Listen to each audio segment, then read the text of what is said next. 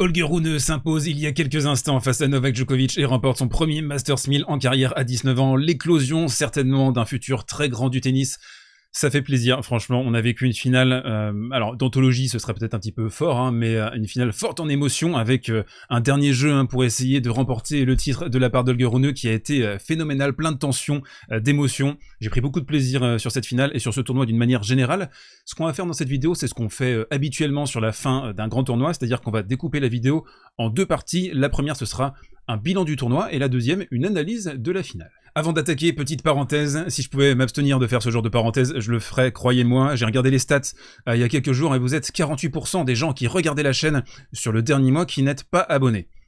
Donc clairement, il y a une marge de progression à ce niveau-là, et c'est super important, hein, si vous aimez la chaîne, si vous aimez Service Volé, si vous aimez le tennis, de vous abonner pour soutenir le projet, pour qu'il y ait une croissance, pour pouvoir aussi attirer, pourquoi pas, des joueurs sur la chaîne, des interviews, bref, développer tout simplement le projet. Là, on est à un stade de Service Volé où c'est capital, c'est vraiment super important, hein, passer les 20 000, continuer à progresser. Le message est passé, je l'espère, je vous remercie d'avance. On attaque donc avec la première partie de la vidéo, un bilan du tournoi Paris-Bercy 2022, et que dire, ça a été super enthousiasmant du début à la fin. Alors on a eu la concrétisation de la naissance, l'éclosion d'une certaine Baby Jen, ça on va en reparler, hein, bien sûr, au cours de la vidéo. Je sais aussi qu'il y a des personnes qui commentent sous les vidéos, hein, qui ont dit ouais, je suis allé voir les matchs jeudi, vendredi, lundi, j'ai passé un super moment, donc je suis très très content pour vous. Le taux de remplissage il était exceptionnel à Bercy cette année, d'après Cédric Pioline c'était 99%, donc vraiment il y a eu un succès populaire, les gens toujours aussi fou dans les tribunes. De mon côté, je pense que ça s'est vu, hein, dans les vidéos, j'ai pris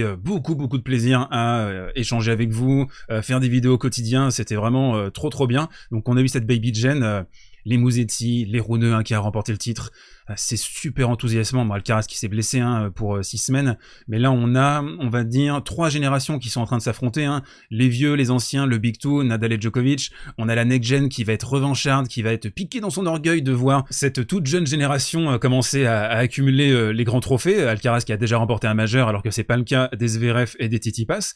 Donc là je sens qu'on va avoir en 2023 une saison très excitante. Alors souvenez-vous, je parlais cet été de Weak Era et je maintiens, on est toujours dans une ère faible, en tout cas peut-être maintenant une ère transitionnelle, hein. On commence à voir les choses se dessiner et on doit pouvoir observer là très concrètement des signes de transition, et moi je vais vous le dire clairement, hein, ça me fait super plaisir, je suis très heureux de voir ça, d'assister à cette éclosion, et c'est là où on se rend compte aussi que le tennis il est plus grand que les individualités. Je sais qu'il y en a certains d'entre vous peut-être qui suivent le tennis exclusivement pour les Novak Djokovic, pour les Rafael Nadal et qui ne regardent rien d'autre à part ça.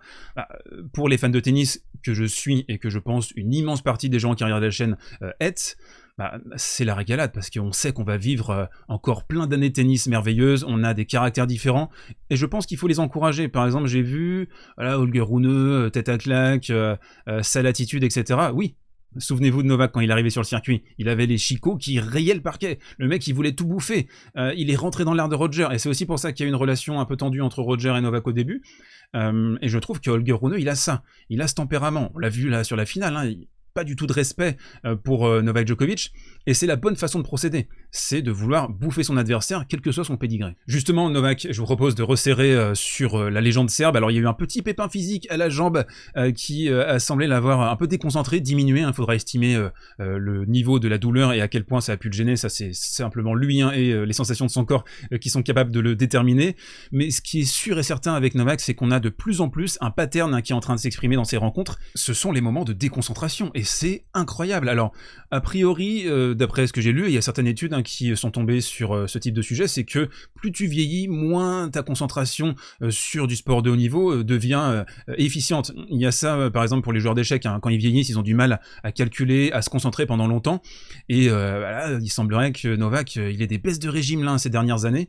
On l'a vu en Grand Chelem, sur les premiers sets, il a tendance à lâcher. Alors ça pourrait être aussi peut-être un déficit physique, on pourrait se dire ça.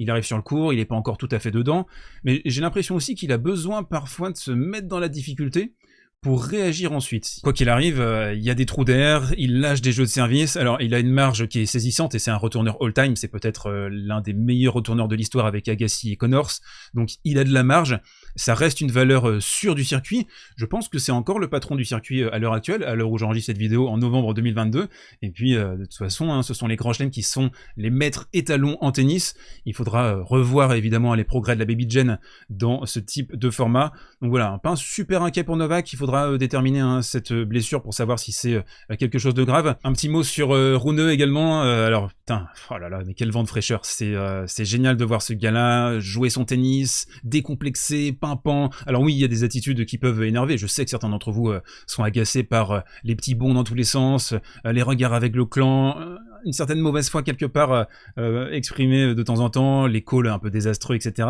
les challenges, pardon, mais ça fait partie du personnage et ça fait partie intégrante de son ADN de champion.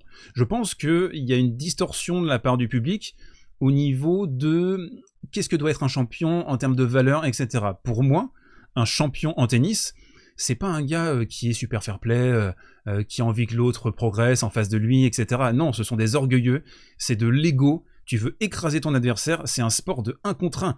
Donc il faut développer quelque part cette forme d'arrogance, et je pense que quasiment tous les grands joueurs ont eu cette arrogance à un moment donné. Elle est importante, c'est pas un défaut pour les joueurs de tennis, c'est plutôt une qualité. On enchaîne avec le coin tactique, l'analyse de la finale de Paris-Bercy, une finale dense, extraordinaire par moments, beaucoup de tension, un spectacle saisissant sur la fin de la rencontre. On va commencer avec la première palette qui est la qualité de service de Novak, qui a été phénoménale hein, sur le premier set, il est à 88% derrière sa première balle, et son service, hein, c'est un grand classique désormais, on casse le poignet, on est à 171 km/h, on va chercher la Lulu ici, la balle qui est fuyante, et Rune qui ne peut rien, donc le service citadelle imprenable dans un premier temps pour Novak. Comme on pouvait s'y attendre, le match a à un moment donné basculé dans le combat de boxe, Rune qui a essayé de se mettre debout sur la table, d'envoyer des pancartes, de pousser Novak Djokovic dans ses retranchements, c'est un match-up, ça, il est pas très à l'aise Novak, hein, quand il est agressé physiquement, entre guillemets, hein, parce que ça reste simplement du tennis, on se souvient des stans Novak qui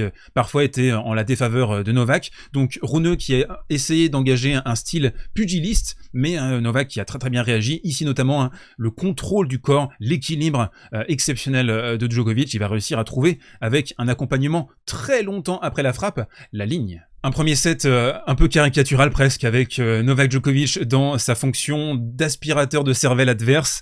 On a Rune qui va faire une grosse double faute ici, 2 doubles fautes consécutives pour donner ce jeu, pour donner le break, 3-1, et là Novak il a le vent dans le dos. Et là on arrive au tournant du match. C'est le moment le plus important, on va avoir 0-40 sur le premier jeu du deuxième set, un peu à l'image de ce qui s'était passé contre Tsitsipas en demi-finale. C'est amusant, hein, il y a eu des points communs dans cette rencontre avec la demi-finale d'hier. Donc 0-40 pour Novak. Il fait pas le break alors qu'il a 4 balles de break, et ensuite jeu mais désastreux de Novak qui va perdre en intensité, qui va perdre en concentration, qui va donner ce jeu littéralement, c'est 4 fautes directes. Rune qui a pas dû faire grand chose sur ce jeu, alors là on va avoir un coup droit satellisé dans le couloir, assez étonnant, alors je dis étonnant mais on en a parlé il y a quelques instants, ça commence à devenir un classique chez Novak, ces petites déconcentrations. Alors ok, Djoko va entrouvrir la porte, certes, mais Rune va la défoncer au pied de biche une fois qu'il a passé, un orteil. Ici par exemple, on va avoir le bon play, il a toujours eu une shot selection, j'ai trouvé délicieuse, alors parfois l'exécution n'était pas bonne, mais c'était souvent très inspiré. Ici, petit amorti, afin de briser les pattes de Novak Djokovic, et ça a fonctionné sur la distance, il l'a fait courir, il a déplacé les revers, mais mutanesques en long de ligne, il a une puissance, il développe quelque chose ce joueur, et c'est surtout son intelligence tactique et sa lucidité qui frappe. Petite palette aussi qui m'a fait délirer, alors on peut se dire, ouais, le gars, grosse jambe, gros bûcheron, gros service, etc. Non,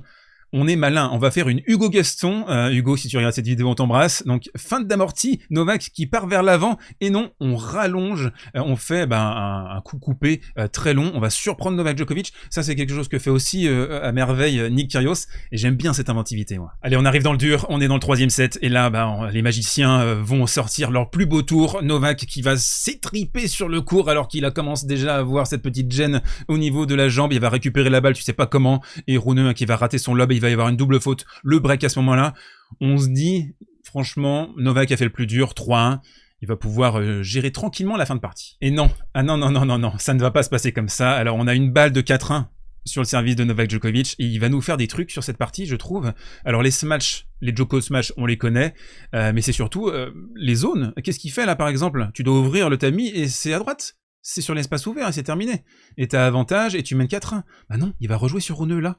Rien compris, vraiment rien compris. Novak qui donne l'impression de pas avoir envie de remporter le match, bah ok, Rune, il s'est dit de son côté, bah je vais continuer à envoyer des pancartes en revers, je vais continuer à casser les pattes de Novak. Je pense qu'il a eu la lucidité de voir, il y a un MTO, qu'est-ce qui se passe, fais-le courir, peut-être qu'il y a eu une interaction avec le clan, ça on n'a pas vu à la télévision, peut-être que vous l'avez vu si vous étiez sur le cours aujourd'hui, en tout cas malin, clairvoyant. Et là je vais vous demander une petite aide d'honneur s'il vous plaît, j'ai pété ma table basse sur ce revers long de ligne. Thomas Berdichesque, si je peux me permettre, hommage au joueur tchèque, hein, un peu sous-coté, là un revers titanesque pour recoller à 4 partout. Ça a été monstrueux de sortir ça à ce moment-là, très très bas sur les jambes, très musculeux. Rune a fini la finale plus fort physiquement, ça c'est clair, mais il y a surtout une stat super importante qu'il faut garder en mémoire, hein. On est à 44% de points remportés derrière la deuxième balle pour Novak dans le deuxième set, 30% dans la troisième manche, un pourcentage qui s'est totalement érodé sous l'impulsion de Rune, hein, qui est rentré dans le terrain, qui a agressé Novak. On l'avait dit hier, hein, c'est l'une des clés de la finale. Le pourcentage de réussite de Holger Rune sur la deuxième balle adverse, son niveau d'agression, il a empêché Djokovic de rentrer à l'intérieur du court, et même quand il l'était, hein, ici par exemple dans cette séquence, eh bien il va faire la faute. Break sur ce jeu. Et pour terminer, j'aurais pu faire une palette tactique entière sur ce dernier jeu de la finale qui a été saisissant, exceptionnel. Les émotions. Voilà, c'est tout ce qu'on aime. Alors là, un 1-2, plein de courage, de tempérament, de toupet. On se jette dans la balle. Il va sortir une double faute aussi en servant à la Zverev, à la Danil, à 350 km à l'heure. Bref, du Rune dans le texte. Je pense qu'on a assisté ce soir à la naissance d'un futur très grand joueur, d'un crack. Et puis Novak, il sera pas forcément très mécontent, hein, parce qu'il a dit hier qu'il trouvait des similarités entre son jeu à lui et le jeu de Rune, le tempérament, le revers. En tout cas, moi j'ai pris beaucoup de plaisir. On se retrouve dès la semaine prochaine pour reparler tennis avec le Masters Next Gen et bien sûr une quotidienne sur les ATP Finals. Si vous avez aimé cette vidéo, n'hésitez pas à la pousser. Vive le tennis et à très vite. Ciao.